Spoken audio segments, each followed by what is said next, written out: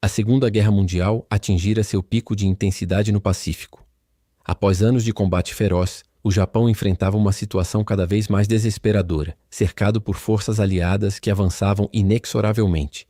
Apesar das derrotas sucessivas, da perda de território e do enfraquecimento de sua marinha, a liderança militar japonesa se recusava a aceitar a rendição.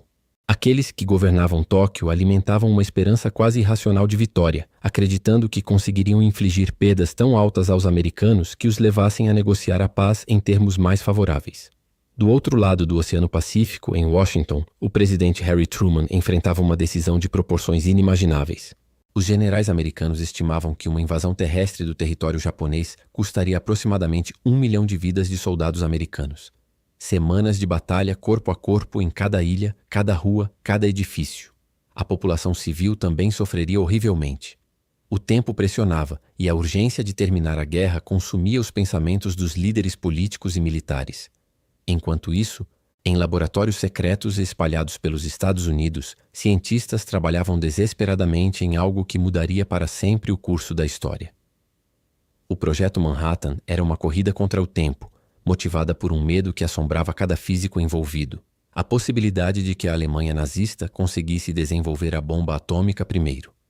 Robert Oppenheimer, um homem brilhante e sensível, liderava essa empreitada. Ele sentia o peso moral da responsabilidade. Sabia que estava trabalhando para criar a arma mais devastadora jamais concebida pela humanidade, e essa consciência o atormentava profundamente. Os cientistas compreendiam que haviam cruzado uma fronteira. Transformaram a teoria física em realidade palpável, em metal e explosivos, em poder absoluto. A bomba estava pronta. Oppenheimer mais tarde diria que, ao testemunhar o teste em Alamogordo, lembrou-se de uma passagem do Bhagavad Gita: "Agora me tornei a morte, a destruidora de mundos." Aquelas palavras capturavam perfeitamente a angústia que consumia sua alma. A geopolítica global também desempenhava seu papel. A União Soviética se aproximava das fronteiras do Japão, e os americanos temiam que os russos pudessem ocupar partes do território japonês após uma invasão prolongada.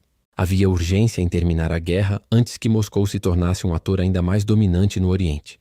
Essa rivalidade silenciosa entre os aliados acelerava a pressão para uma conclusão rápida. Então veio o ultimátum de Potsdam. Os aliados enviaram uma última oportunidade de rendição ao Japão, exigindo uma capitulação incondicional e promessas de mudança política e social.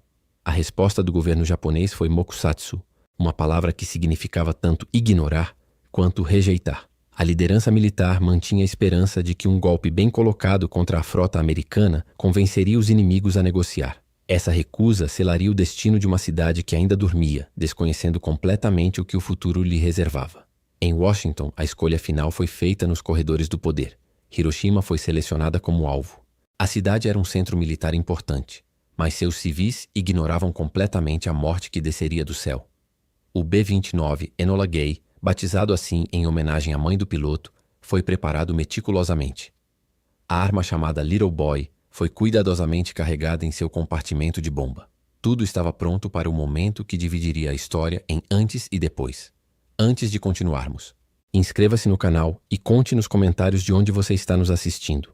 A madrugada de 6 de agosto de 1945 amanheceu como qualquer outro dia em Hiroshima.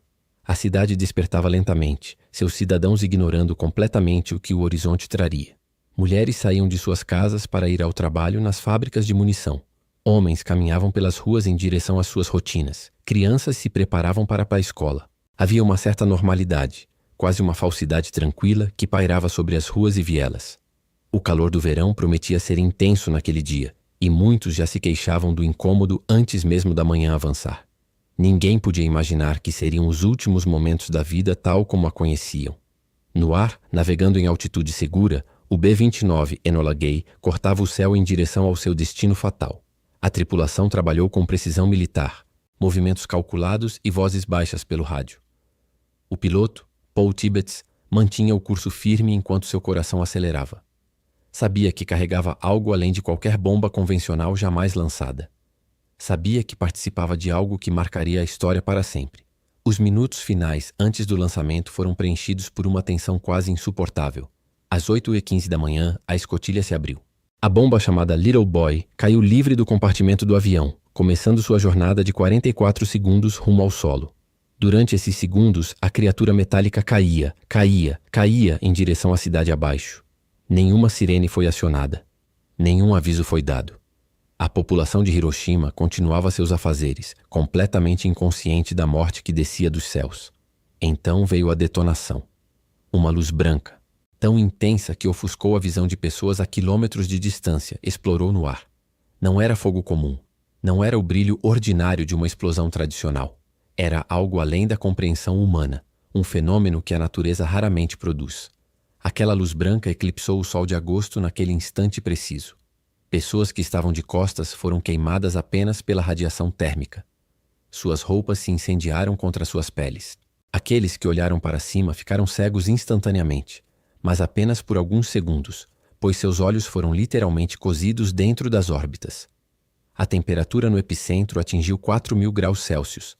Não havia comparação com nada que a humanidade tivesse experimentado antes. Estruturas de concreto e aço não ofereceram resistência. Casas de madeira desapareceram como se nunca tivessem existido. Pessoas que estavam nas proximidades não foram apenas mortas, foram vaporizadas. Seus corpos se transformaram em vapores cinzas, deixando apenas sombras negras gravadas nas paredes de concreto, um testemunho permanente de onde uma vida havia estado segundos antes. A onda de choque viajou em todas as direções, arrastando tudo em seu caminho. Árvores inteiras foram arrancadas do solo como se fossem palitos. Edifícios inteiros foram literalmente soprados para longe. A cidade que havia despertado horas antes simplesmente deixou de existir em sua forma anterior. Hiroshima se tornou cinzas. Nos primeiros momentos após a explosão, aqueles que conseguiram sobreviver aos segundos iniciais caminhavam em choque absoluto entre as ruínas. Seus olhos não conseguiam processar o que viam. Pessoas queimadas chamavam por água, por ajuda, por Deus. As ruas que tinham sido cheias de vida poucos minutos antes agora eram corredores de pesadelo absoluto. 70.000 pessoas morreram instantaneamente naquele instante que dividiu a história em antes e depois. Os dias que se seguiram foram um calvário que transcendia a compreensão humana. Aqueles que sobreviveram aos primeiros segundos enfrentavam agora um desafio ainda mais cruel: permanecer vivo em um mundo transformado em inferno. As ruas de Hiroshima se tornaram um labirinto de ruínas fumegantes, onde os feridos caminhavam em transe, suas peles pendendo como trapos, procurando desesperadamente por água que não havia.